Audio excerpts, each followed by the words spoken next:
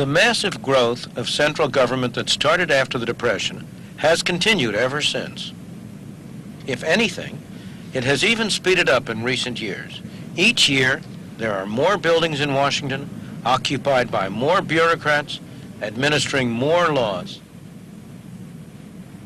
The Great Depression persuaded the public that private enterprise was a fundamentally unstable system, that the Depression represented a failure of free market capitalism, that the government had to step in to perform the essential function of stabilizing the economy, of providing security for its citizens.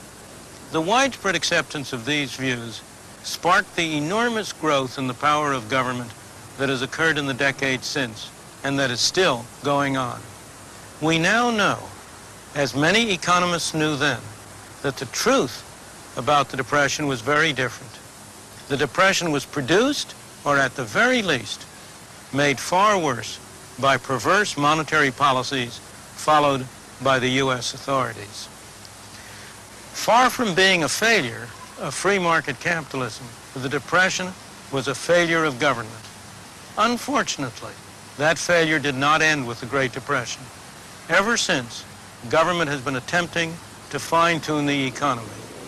In practice, just as during the Depression, far from promoting stability, the government has itself been the major single source of instability.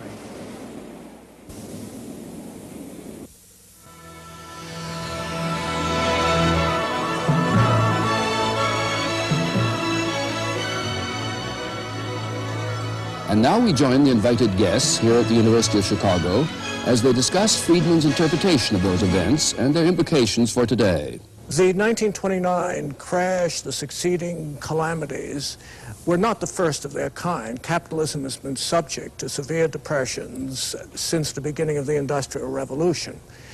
This was the first time, however, government tried to intervene seriously. It did it very badly. The lesson I would draw is a very simple one. Government is unavoidable. The expectations of the public are proper.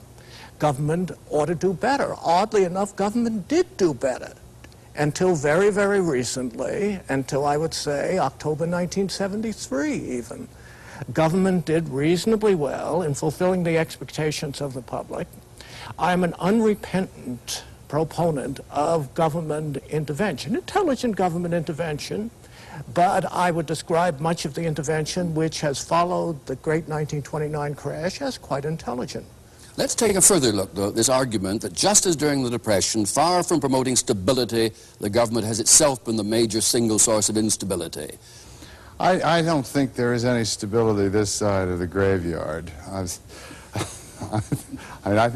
don't think it matters what system you're working under. You're not going to have a level and hold it under any system with living human beings. Governments are larger now and therefore more of a source of an influence for good and for bad. And I think, like Mr. von Hoffman, that you can't get perfect stability.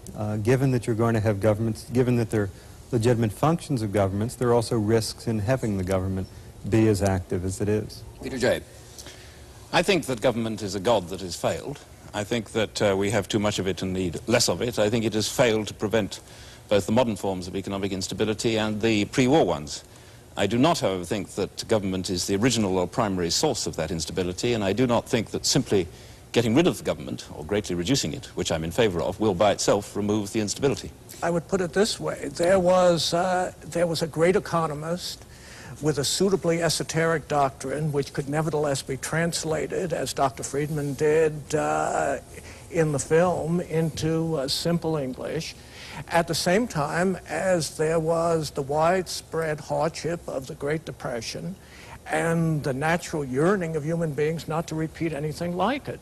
So you have a coincidence of an appropriate theory with an appropriate public sentiment, and I suppose the symbol in the United States was the passage in 1946 of the Employment Act of that year, which it was a weak measure, but it was nevertheless a public declaration of an obligation of government to do something about employment and economic prosperity, and a good thing too. Now that's really the crux of the matter. Do you agree it was a good thing too, that obligation was accepted by government at that stage? I think it's very important here to distinguish two completely different issues. There is a rather narrow issue as to whether Keynes was right or wrong in believing that you could stabilize the economy with regard to really one essential variable, unemployment, by a certain technique which he talked about.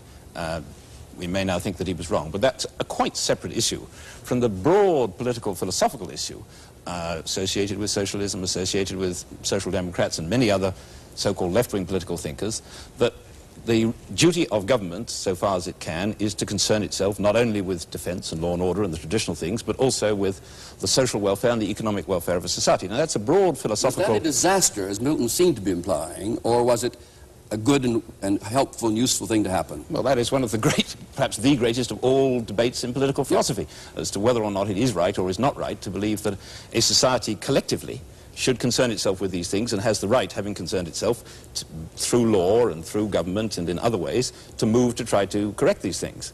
But it seems to me, though, Americans have believed that for the last century. I mean, William McKinley ran on the slogan of a full dinner pail, so that the notion that this is a government responsibility for prosperity dates from the 1930s, I think, is erroneous. What I wonder about after having seen that film is this. We have, in 1929, we have the man who could have saved it dead 2 years, and in 1946, we've got the man who might have saved it dying. So what I have to ask is, are we doomed to find out the right answer only too late? Is it possible that our... For somebody who's recently died. Rummage through the morgue. Well, you asked the No, question... but I think the question is a very different one. And it goes to much of the discussion to this point. Everybody looks for the right man. You say government... You brought him up. Those men Yeah. at that time, Right. quite right. But a system which depends on the right man is a bad system. The Federal Reserve was a bad system because it depended on the right man working it. The idea of demand management, of the kind of thing we're talking about, where Keynes's death mattered, was a bad system because it depended on a particular man working it. The notion that the problem that Bob Cashman brought up, that the problem is not that government interferes, but it does it unintelligently, is again a demand for the right man, the man on the white horse who will know what to do. My whole view is very different. It's the system that's wrong. And that we've got to have a system, that the right way to accomplish these objectives is to have a system which doesn't depend on whether you happen to have the right man pushing the buttons at the right time, but which relies on establishing a framework within which an invisible hand, within which the activities of people all over are able jointly to produce the kind of result. It won't produce perfect stability, but it'll produce a far higher degree of stability, a far greater level of freedom, and a far greater level of prosperity than the kind of thing we've had with these governmental interventions. But somebody still has to design the system. You can't take the people out of it entirely unless you're in the grave, as of course, but that doesn't... But the question is, I mean, it's said that generals always fight the last war. How do we know that the system won't fight the last war? We probably won't have another depression exactly like 1929 to 33. But that doesn't say we won't have another depression or another stagflation or another crisis of some other sort. But is the process reversible? Because you argued that the public, having been appalled by the Great Depression, in effect demanded of governments that they accept responsibility for well-being of the economy, for management of the society, and so on. Now, that expectation having been raised, can it be reversed? Let me answer a question you didn't ask and say that it seems to me that what we're getting here is the question of sort of social astrophysics. And that is, do we have an unseen hand, or are we on the war star where we are trying to design a computer that is going to take care of the navigation of this thing? In other words, it seems to me that that's our central question. Is there a mechanism that you can put right in the center of the spaceship that will operate regardless of who is the captain on the quarterdeck at any one moment in time? I don't think that's an economic question. I think that's a question that goes to religion.